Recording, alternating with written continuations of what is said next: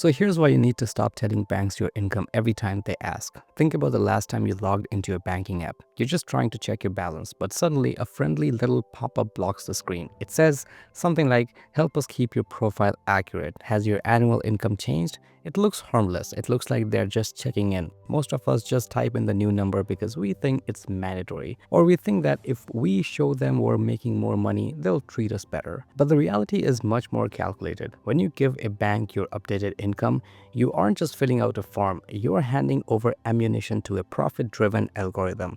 You're giving them the exact data they need to decide how much they can squeeze out of you. So today we're going to look at why these requests are almost never for your benefit, how banks use that number against you, and why staying mysterious might actually be the smartest financial move you can make. So starting with the great income data myth. First off, let's clear something up. Most people think that when a bank asks for your income, it's a legal thing.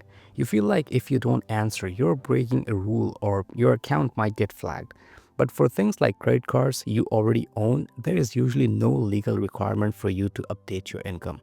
When you first applied, sure, they needed it to see if you were a real person with a job.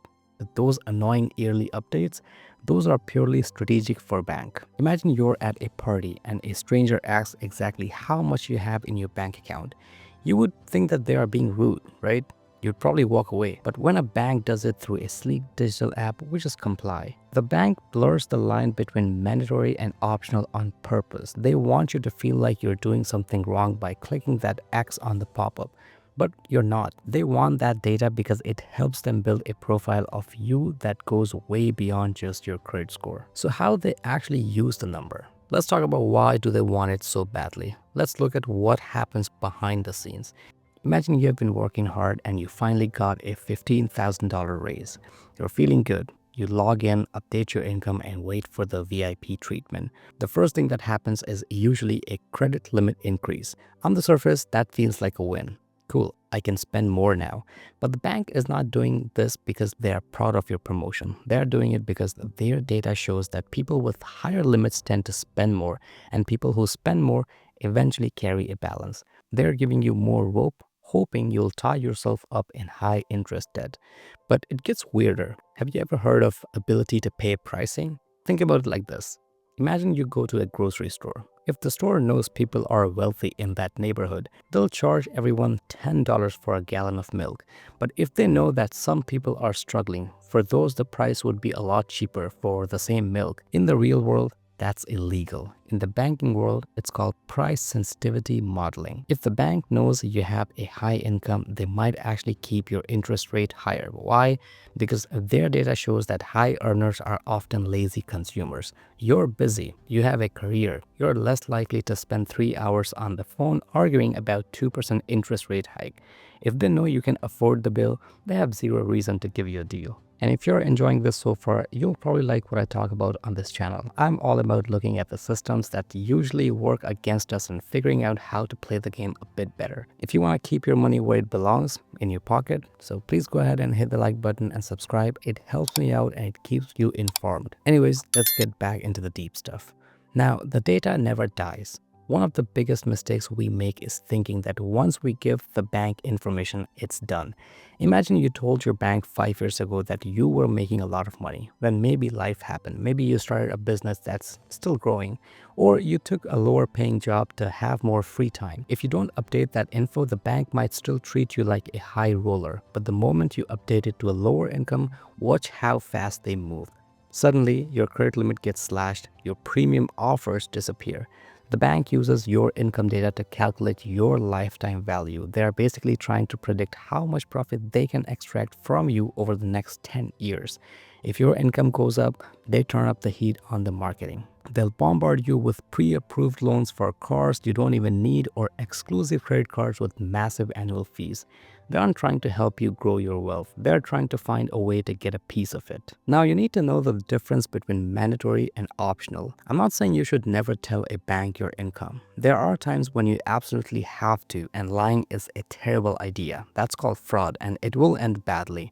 Imagine you're applying for a mortgage. That is a serious regulated process. They are going to see your tax returns and your pay stubs.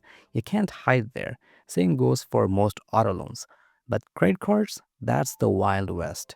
If you already have a credit card and the bank asks for an update, you usually don't have to give it to them. It's optional. You can click not now or skip forever and nothing happens to your credit score. The bank won't close your account just because you didn't tell them about your $2,000 raise. By withholding that update, you're practicing data minimization. It's a fancy way of saying give them only what they absolutely need to provide the service. Anything extra is just the data they can use to manipulate you. Now let's look at two different paths. Let's look at a real scenario. Imagine two different versions of your life. In the first version, you are a frequent updater. Every time the app asks, you put in a new number. As your salary grows, the bank sees it. Suddenly, your inbox is full of special loan offers and your credit limits are so sky high they are actually a bit scary. You are being constantly tempted to spend more because the bank is constantly telling you that you can afford it.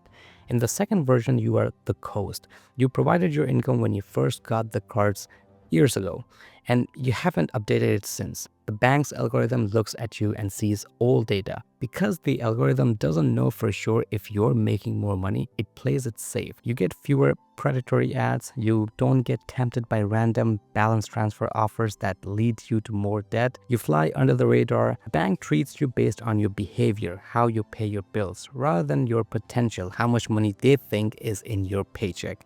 Which one would you rather be? Some people want the massive credit card limits, and that's fine. But if you want a quiet financial life where you aren't being hunted by some marketing teams, staying a ghost is a huge advantage. Now, I know some people think it's better to be totally transparent with your bank because you might get better perks, other things that less the bank knows the better. So here's the question for you.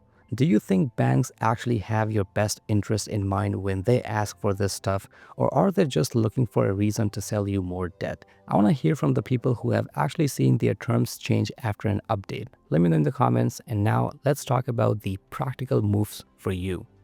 So how do you actually handle this in real life? Here's a tactical way to deal with banks going forward. First, when you apply for a new card, be honest, but be conservative. You don't need to include every possible penny you might earn from a side hustle or a gift. Give them a solid basic number. Second, when the pop-ups appear on your existing accounts, just close them. If there is no X, usually there is a remind me later button. Click it every single time. Third, only update your income if you want something from them. If you are specifically trying to get a higher credit limit because you have a big planned purchase coming up, then it's fine, I guess. But try to save for it rather than depending on use of credit cards or loan. Use your income as a tool, but use it when it benefits you, not when the bank is just fishing for data. And finally, if a bank employee calls and asks for this info, you can politely say, I'm not comfortable sharing this over the phone. You don't owe them any explanation. At the end of the day, your relationship with your bank is a business transaction. They provide a service and you pay for it.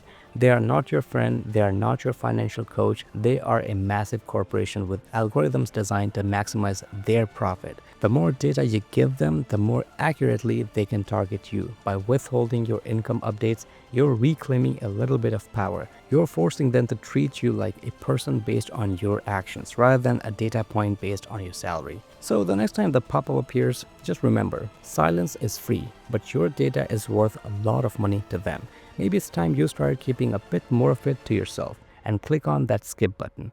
That's it for today, and I'll see you in the next one.